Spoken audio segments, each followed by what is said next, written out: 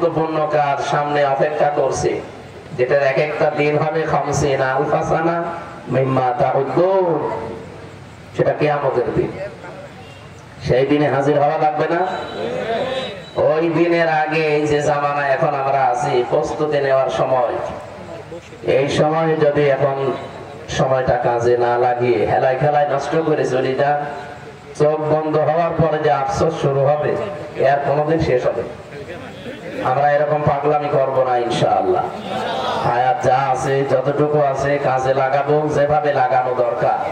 কাজে তো সবাই লাগাচ্ছে, আমরা ওইভাবে না, আমাদের মালিকের কথা অনুযায়ী প্রদর্শক যিনি এসেছিলেন তার জীবন থেকে শিক্ষা নিয়ে, তার জীবনের প্রথম যে শিক্ষাটা, এখান থেকে শুরু করব আমাদের জীবনের শিক্ষা নিয়ে চলার জন্য। বিশ্বনবী প্রথম জীবনের শিক্ষা ছিল কি? দুনিয়াতে আসার পরে যখন তাকে কোলে তুলে নিয়েছিল, সিরাত ইবনে হিশামে পাবেন হযরতে হালিমাতুস সাদিয়া রাদিয়াল্লাহু তাআলা আনহা, তিনি ওই সময় মুসলমান ছিলেন না, মুশরিকা। এই মুশরিকা মহিলা যখন নবীজিকে কোলে তুলে নিলেন, ডান স্তন দিলেন, তিনি পান করলেন, বাম স্তন দিলেন, তিনি মুখ বের করে নিলেন।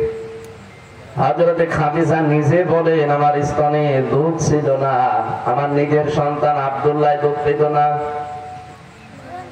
অথচ কাকে যেন কোলে নিলাম, সঙ্গে সঙ্গে দেখে আল্লাহ আমাকে বরকত দিয়েছেন। মহিলাটা কি মুসলমান না মুশরিক? একটা মুশরিকা মহিলাকে যদি নবীজিকে কোলে নেওয়ার কারণে আল্লাহ তার শরীরে বরকত দেয়, আমরা যারা নবীর উম্মত দাবি করি তাকে আঁকড়িয়ে ধরলে বরকত পাওয়া যাবে না? কথার অর্থ বুঝেন আপনি? হযরতে হালিমা বলেন, আমি তিনবার তাকে ডান স্তন দিয়েছি, 3 বার তিনি নিয়েছেন, বাম স্তন যেই দিয়েছি মুখ বের করে দিয়েছেন। চোখের ইশারা দিয়ে যেন আমাকে বোঝাতে চাই, মা হালিমা জোর করেন কেন? ডান স্তন এটা আমার অধিকার ছিল, আমি পান করেছি, বাম স্তন এটা আমার অধিকার না, এটা আমার দুধ ভাই আব্দুল্লাহর অধিকার। আমি জানি আপনার একটা সন্তান আছে, পৃথিবীতে আমি ভাইয়ের হক নষ্ট করার জন্য আসি না, এসেছি ভাইয়ের হক ফিরিয়ে দেওয়ার জন্য।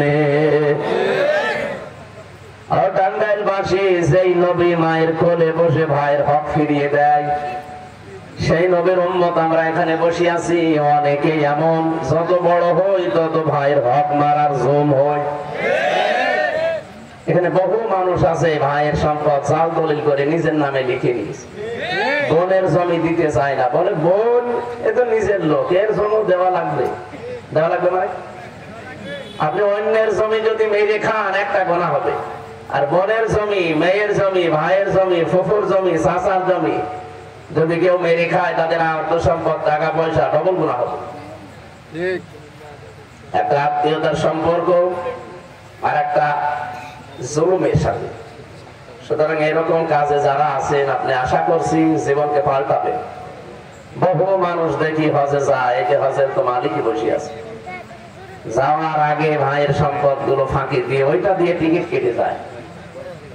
আর হজ কবুল হওয়ার দূরের কথা, জেদ্দার বিমানবন্দর পার হবে। কি কথা বললেন না? নবীজি নিজে মায়ের কোলে বসে যদি ভাইয়ের হক ফিরিয়ে দেয়, আপনি কি কিসের উন্মত? বড় হচ্ছেন আর হক মারার জম হচ্ছেন মানে? এই হক যেন কেউ নষ্ট করতে না পারে সেই ব্যবস্থা করা লাগবে। আর এটার জন্য দিন কায়েম ফরজ যে বলা হয় এই কারণে, যতদিন পর্যন্ত এদেশে দিন কায়েম না হবে ততদিন মানুষের হক পঙ্খানু ফিরিয়ে দেওয়া সম্ভব না। মুখে বলা সম্ভব, ফিরিয়ে দেওয়া সম্ভব না। সারা জীবন আমরা শুনছি তা'মুরুনা বিল মা'রুফ ওয়া তানহাউনা আনিল মুনকার, ভালো কাজে আদেশ দাও, অন্যায় কাজে বাধা দাও। শুনেননি? কি বুঝেছেন এখান থেকে? এখানে মা'রুফ শব্দটা উরফুন থেকে, আরাফা ইয়ারিফু উরফুন, বাংলা অর্থ দ্বারাই পরিচিত হওয়া, ভালো কাজে পরিচিত হও, বাংলা অর্থ তো এটা। ভালো কাজে পরিচিত হও মানে ভালো কাজ কি? আর আপনি পরিচিত হয়েছেন কখন? কোনদিন ভেবেছেন এই কথাটা নিয়ে? কোরআনে বহু জায়গায় আল্লাহ দিয়েছে।